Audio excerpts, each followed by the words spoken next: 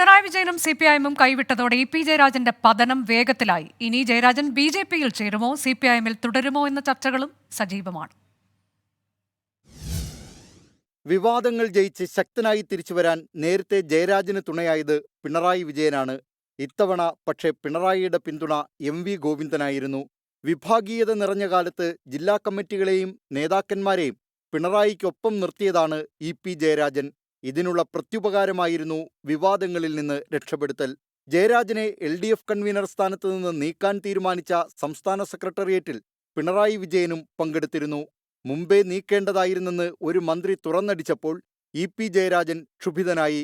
മുഖ്യമന്ത്രി നിശബ്ദത പാലിച്ചതോടെ തീരുമാനം തനിക്കെതിരെന്ന് EP മനസ്സിലാക്കി. യോഗത്തിനു പിന്നാലെ AKG സെന്റർ ഫ്ളാറ്റിൽ നിന്ന് സാധനങ്ങളുമെടുത്ത് EP പടിയിറങ്ങി. സാങ്കേതികമായി EP ജയരാജൻ ഇപ്പോഴും കേന്ദ്ര കമ്മിറ്റി അംഗമാണ്. അവിടെ നിന്നും ഒഴിവാക്കണമോ എന്ന് കേന്ദ്ര കമ്മിറ്റിയാണ് തീരുമാനിക്കേണ്ടത്. അതൃപ്തനാണ് EP. സംസ്ഥാന കമ്മിറ്റിയിൽ പങ്കെടുക്കാതെ കണ്ണൂരിലേക്ക് പോയതും അതൃപ്തി പരസ്യമാക്കാനാണ്. ഇനി എന്താണ് EP-യുടെ നീക്കം? CPIM-ൽ തുടരുമോ? ഇനിയൊരു തിരിച്ചുവരവ് EP-ക്കുണ്ടാകുമോ? അതോ നടപടിക്ക് വഴിയൊരുക്കിയതിന് നിമിത്തമായ BJP-യിൽ ചേരുമോ? EP-യുടെ നിലപാടറിയാൻ കാത്തിരിക്കുകയാണ് രാഷ്ട്രീയ കേരളം. 24 തിരുവനന്തപുരം.